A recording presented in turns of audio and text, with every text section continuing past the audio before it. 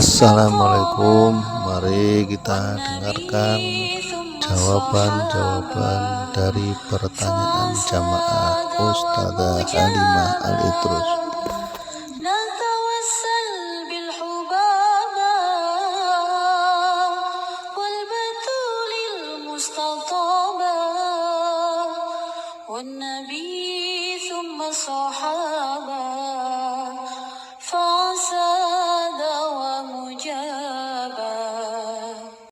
Ustazah bertanya, jika 2 langkah sebelum menikah sudah kita tempuh, yaitu mensalehkan diri dan berdoa, dan kita ingin menghadirkan surga dalam rumah tangga kita, dan nyatanya si suami itu bukan orang yang taat, bahkan dia bisa menghambat ibadah kita.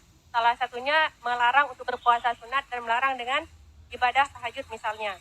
Nah, bagaimana cara kita menghadirkan surga dalam rumah tangga kita?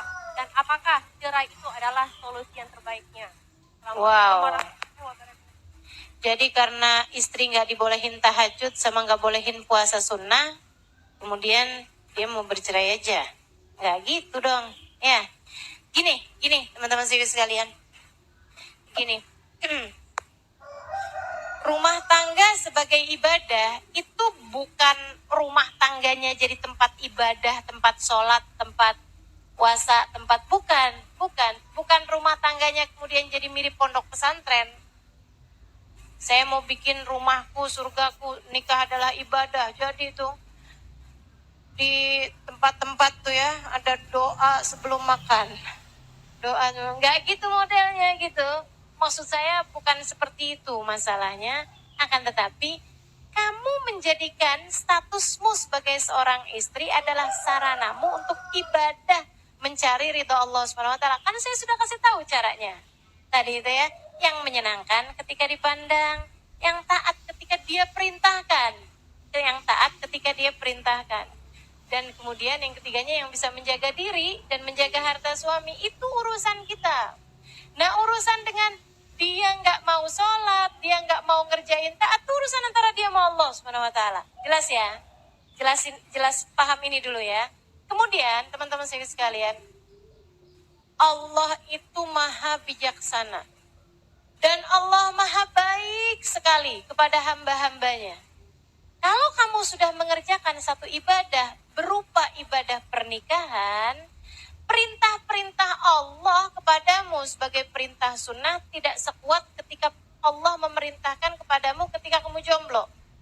Jadi saran saya kepada adik-adik yang jomblo-jomblo tuh, yang rajin-rajin puasa sunnah, yang rajin-rajin tahajud. Tapi perintah saya kepada para istri-istri, saya bilang nih, nggak usah pakai puasa sunnah. Yang hormat aja sama suaminya, yang sayang aja sama suaminya. Kamu nggak usah puasa sunnah, Senin Kemis tinggalin. Kamu masak yang enak buat suamimu. Sambilan makan, senyummu yang lebar. Nikmatin saat-saat makanmu bersama dengan suamimu. Itu lebih mulia daripada kamu saat puasa sunnah. Suami lagi lapar, kemudian kita urusin. Gak menghormati orang lagi puasa. Saudariku sekalian, bahkan puasa sunnahmu hukumnya haram tanpa izin dari suamimu. Tidakkah kamu tahu itu? Jadi kamu harus tahu, letakkan sesuatu sesuai dengan tempatnya. Kemudian gara-gara suami gak boleh puasa sunnah, saya mau cerai aja sama kamu. Laki-laki macam apa kamu ini? Gak gitu modelnya teman-teman sekalian. Gak gitu caranya. Saya udah ceritain tadi gimana seorang perempuan seharusnya. Jadikan suamimu di atas kepalamu, teman-teman. Yang hormat, yang santun, yang baik. Tapi kan suami saya nggak soleh, nggak apa-apa. Suamimu nggak soleh, jangan menghalangkanmu untuk menjadi istri yang soleha. Kayak Asia tuh, suaminya Fir'aun aja dia bisa jadi istri yang soleha. Suami kita kan nggak Fir'aun amat ya. Yuk belajar gitu, ayo belajar, ya gitu ya. Dia ngelarang saya buat tahajud, nggak usah tahajud. Kamu mau tahajud, ini mohon maaf ya, Kalau perintahnya wajib, kamu jangan sholat zuhur dong. Tuh. Nah ini nggak bisa, kita nggak boleh taat. Tapi kalau perintahnya sunnah, sebab dua-duanya sama-sama sunnah. Bahkan yang satu wajib. Kamu mau menjalanin perintah sunnah berupa tahajud. Suamimu tarik tangan kamu. Bilang tolong dong saya, pijitin saya nih, saya sakit banget nih. Wah ini waktunya tahajud tuh tinggal 15 menit. Kalau saya pijitin dia nih habis nih waktunya tahajud. Gimana nih? Teman-teman saya sekalian, tahajudmu sunnah. Mijitin dia ketika diperintah hukumnya wajib. Jangan tinggalkan yang wajib karena perkara yang sunnah. Itu salah satu bisikan-bisikan setan. Jelas? Begitu ya, Sofia ya. Insya Allah kita semua belajar untuk menjadi istri yang soleha. Maaf kalau nada saya jadi kelihatan kayak marah-marah. Tapi sebenarnya saya hanya ingin biar pemikiran yang benar secara perspektif Islam masuk dalam pikiran teman-teman semuanya. Gitu. Baik, jika ada dari tim Hadrah yang ingin mengajukan pertanyaan, boleh satu pertanyaan? Tidak jadi? Oh, tidak jadi. Jika tidak jadi, ini ada 2 pertanyaan lagi, Silakan. Ustazah. Ya. Ada 2 pertanyaan diberikan kertas kepada saya. Assalamualaikum, saya Syarifah Fauziah Alaidrus, ingin bertanya Silakan. kepada Ustazah. Ya. Apakah benar jika wali nikah kita itu salatnya masih bolong-bolong, kita itu nikahnya tidak sah dan sama saja seperti berzina seumur hidup? Wow. Dan satu pertanyaan lagi adalah apa pendapat Ekstrim ya orang Aceh ini ya. dan langsung saja Ustazah satu pertanyaan lagi, apakah pendapat Ustazah tentang pertunangan menuju pernikahan? Ya, yang pertama tadi kalau suami sholatnya masih bolong-bolong, apakah kita kemudian jadi jatuhnya zina sama dia? Enggak gitu. Wali nikahnya Ustazah. Wali nikahnya. Wali nikah.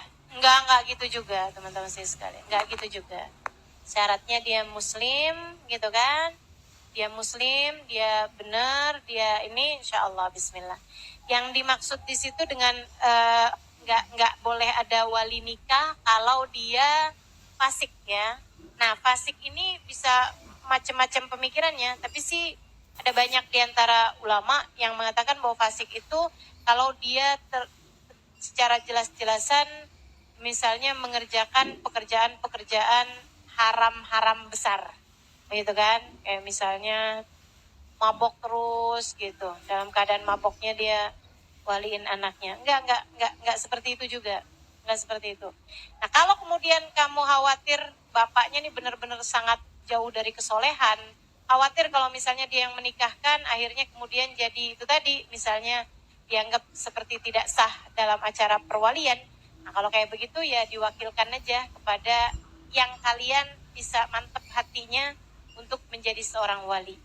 Gitu, misalnya ulama atau apa daerah tersebut. Tapi tidak se ekstrim yang ditanyakan tadi itu, bahwa kalau wali nikahnya ayahnya sholatnya bolong-bolong, maka nikahnya batal dan enggak jadi gitu, sehingga setiap kali berhubungan intim jatuhnya jadi zina. Enggak begitu teman-teman. Kayak gitu. Yang pertama tadi ya. Kemudian yang kedua tadi apa?